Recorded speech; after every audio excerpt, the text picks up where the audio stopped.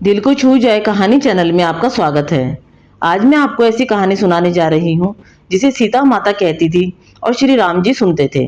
तो चलिए शुरू करते हैं। यह कहानी सीता माता कहती थी और श्री राम इसे सुना करते थे। एक दिन श्री राम भगवान को किसी काम के लिए बाहर जाना पड़ गया तो सीता माता कहने लगी कि भगवान, मेरा तो 12 वर्ष का नितनेम है। अब आप बाहर जाएंगे तो मैं अपनी कहानी किसे सुनाऊंगी।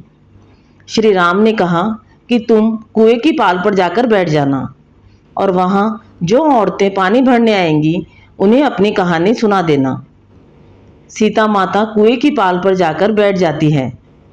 एक स्त्री आई। उसने रेशम की जरी की साड़ी पहन रखी थी और सोने का घड़ा ले रखा था। सीता माता उसे देखकर कहती है कि बहन, मेरा 12 वर्ष का नितनेम सुन लो। पर वह स्त्री बोली कि मैं तुम्हारा नितनेम सुनूंगी तो मुझे घर जाने में देर हो जाएगी और मेरी सास मुझे लड़ेगी। उसने कहानी नहीं सुनी और चली गई। उसकी रेशम जरी की साड़ी फट गई और सोने का घड़ा मिट्टी के घड़े में बदल गया। सास ने देखा तो पूछा कि ये किसका दोष अपने सिर लेकर आ गई है। बहू ने कहा कि कुएं पर एक औरत बैठी थी। उसने कहानी सुनने के लिए कहा, लेकिन मैंने सुनी नहीं जिसका यह फल मिला। बहू की बात सुनकर अगले दिन वही साड़ी और घड़ा लेकर उसकी सास कुएं की पाल पर गई।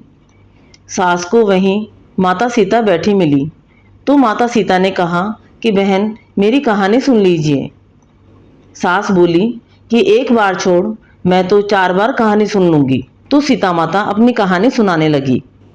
राम आए लक्ष्मण आए, देश के पुजारी आए, नित नेम का नेम लाए, आओ राम बैठो राम, तपी रसोई जियो राम, माखन मिश्री खाओ राम, दूध बताशा पियो राम, सूत के पल का मोठो राम, शाल दुशाला पोठो राम, शाल दुशाला ओढ़ो राम, जब बोलूं जब राम ही राम, राम सवारे सबके काम, खाली घर के भंडार भरेंगे, सबका बेड़ा पार करेंगे। जय राम, जय श्री राम, जय जय राम। सास बोली कि बहन, कहानी तो बहुत अच्छी लगी। कहानी सुनकर सास घर चली गई और उसकी साड़ी फिर से रेशम की जरी की बन गई। मिट्टी का घड़ा फिर से सोने के घड़े में बदल गया। बहू कहने लगी, सासू माँ, आपने ये सब कैसे किया। तो सास ने कहा कि बहू, तू दोष लगा के आई थी और मैं दोष उतार कर आ रही हूँ। बहू ने फिर पूछा कि वह कुएं वाली स्त्री कौन है। सास बोली कि वे सीता माता थी। वे पुराने से नया कर देती हैं, खाली घर के भंडार भर देती हैं। वह लक्ष्मी जी का वास घर में कर देती हैं। आदमी की जो भी इच्छा हो उसे पूरा कर देती हैं। बहू बोली कि ऐसी कहानी मुझे भी सुना दो। सास बोली कि ठीक है, तुम भी सुनो। और सास ने कहानी शुरू की। राम आए लक्ष्मण आए, देश के पुजारी आए, नित नेम का नेम लाए, आओ राम बैठो राम, तपी रसोई जियो राम, माखन मिश्री खाओ राम, दूध बताशा पियो राम, सूत के पल का मोठो राम, शाल दुशाला पोठो राम, शाल दुशाला ओढ़ो राम, जब बोलूं जब राम ही राम, राम सवारे सबके काम, खाली घर भंडार भरेंगे, सबका बेड़ा पार करेंगे, श्री राम जय जय राम। कहानी सुनकर बहू बोली कि कहानी तो बहुत अच्छी है। सास ने कहा कि ठीक है, इस कहानी को रोज कहा करेंगे। अब सास बहू रोज सवेरे उठती, नहाती धोती और पूजा करने के बाद नित नेम से सीता जी की कहानी कहती। एक दिन उनके यहाँ एक पड़ोस की औरत आई और बोली कि बहन, जरा सी आँच देना तो। वह बोली कि आँच तो हमने अभी जलाई ही नहीं। पड़ोसन ने कहा कि तुम सुबह 4 बजे से उठकर क्या कर रही हो।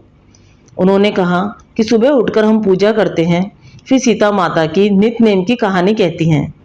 पड़ोसन ने उनकी बात सुनकर फिर कहा कि सीता माता की कहानी कहने से तुम्हें क्या मिला।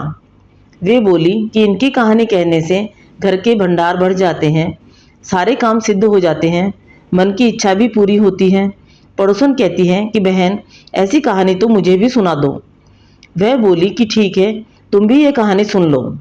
तो वह सुनाने लगती है। राम आए लक्ष्मण आए, देश के पुजारी आए, नित्य नेम का नेम लाए, आओ राम बैठो राम। इस तरह वह पूरी कहानी सुनाती है। सारी कहानी सुनने के बाद पड़ोसन कहने लगी कि बहन, कहानी तो मुझे बहुत ही अच्छी लगी। अब वह पड़ोसन भी नित्य नेम से सीता माता की कहानी कहने लगी। कहानी कहने से सीता माता ने पड़ोसन के भी भंडार भर दिए। अब तो पूरे मोहल्ले में नित्य नेम की कथा चल पड़ी। हर किसी की मनोकामना पूरी होने लगी। हे सीता माता, जैसे आपने उनके भंडार भरे, वैसे ही आप हमारे भी भंडार भरना, कहानी सुनने वाले के भी और कहानी कहने वाले के भी भंडार भरना।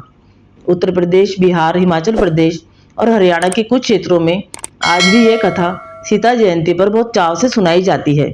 आपको ये कहानी अच्छी लगी तो कहानी को लाइक व शेयर करें। कमेंट बॉक्स में कमेंट करके जरूर बताएं। चैनल पर नए हैं तो ऐसी ही कहानी सुनने के लिए चैनल को सब्सक्राइब करें। कहानी सुनने के लिए धन्यवाद।